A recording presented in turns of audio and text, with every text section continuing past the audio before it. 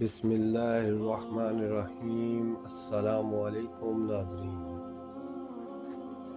صحیح البخاری حدیث نمبر 3۔ حضرت صلی اللہ علیہ وآلہ وسلم پر وحی کا ابتدائی دور اچھے سچے پاکیزہ خوابوں سے شروع ہوا۔ آپ خواب میں جو کچھ دیکھتے وہ صبح کی روشنی کی طرح صحیح اور سچا ثابت ہوتا۔ پھر من جانب قدرت آپ تنہائی پسند ہو گئے اور آپ صلی اللہ علیہ وآلہ وسلم نے غار حرا میں خلوت نشینی اختیار فرمائی اور کئی دن اور رات وہاں مسلسل عبادت و یاد الہی و ذکر و فکر میں مشغول رہتے۔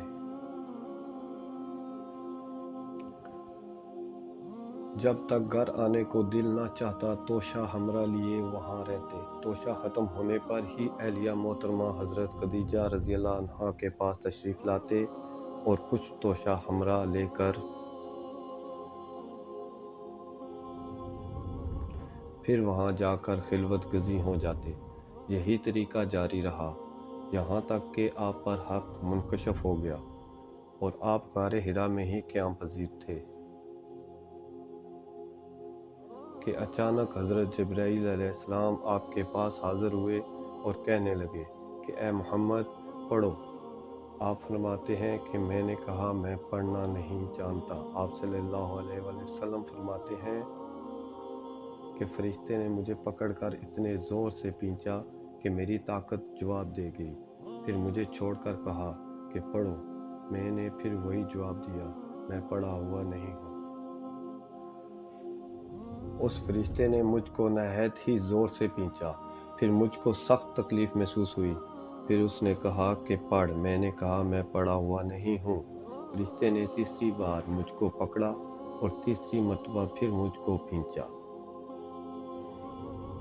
پھر مجھے چھوڑ دیا اور کہنے لگا کہ پڑھو اپنے رب کے نام کی مدد سے جس نے پیدا کیا اور انسان کو خون کی پھٹکڑی سے بنایا، اور پڑھو آپ کا رب بہت ہی مہربانیاں کرنے والا ہے۔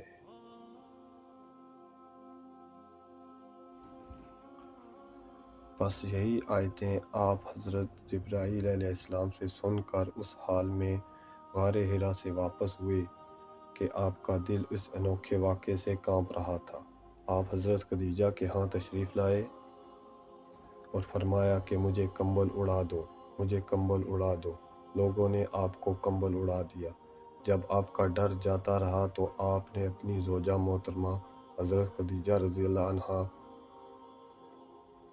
کو تفصیل کے ساتھ یہ واقعہ سنایا اور فرمانے لگے کہ مجھ کو اب اپنی جان کا خوف ہو گیا ہے۔ آپ کی اہلیہ محترمہ حضرت خدیجہ رضی اللہ عنہا نے آپ کی دارس بندائی اور کہا آپ کا خیال صحیح نہیں ہے۔ خدا کی قسم آپ کو اللہ کبھی رسوا نہیں کرے گا۔ آپ تو اخلاق فاضلہ کے مالک ہیں، آپ تو کنبہ پرور ہیں، بے کسوں کا بوجھ اپنے سر پر رکھ لیتے ہیں، مفلسوں کے لیے آپ کماتے ہیں اور مہمان نوازی میں آپ بے مثال ہیں، اور مشکل وقت میں آپ امر حق کا ساتھ دیتے ہیں۔ ایسے اوصاف حسنہ والا انسان یوں بے وقت ذلت و خواری کی موت نہیں پا سکتا۔ پھر مزید تسلی کے لیے حضرت خدیجہ رضی اللہ عنہ آپ صلی اللہ علیہ وآلہ وسلم کو ورقہ بن نوفل کے پاس لے گئیں جو ان کے چچا زاد بھائی تھے اور زمانہ جاہلیت میں نصرانی مذہب اختیار کر چکے تھے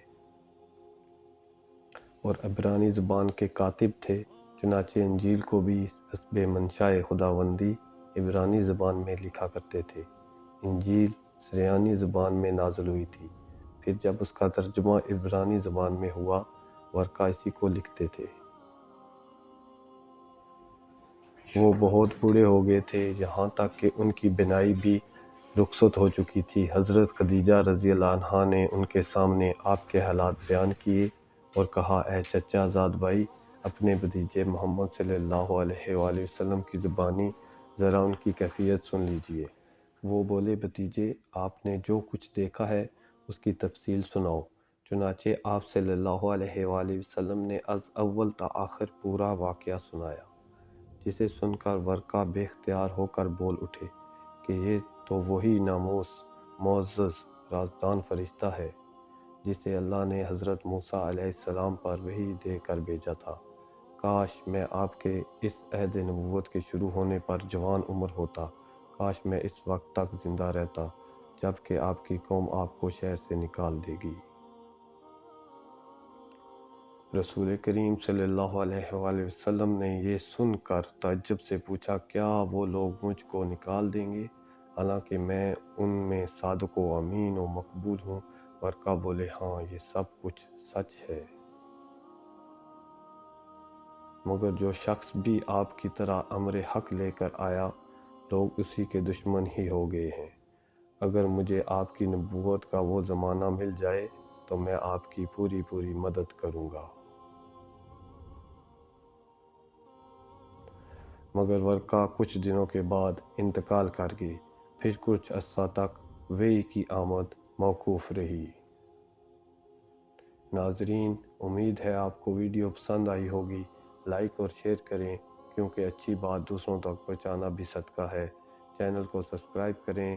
جزاک اللہ۔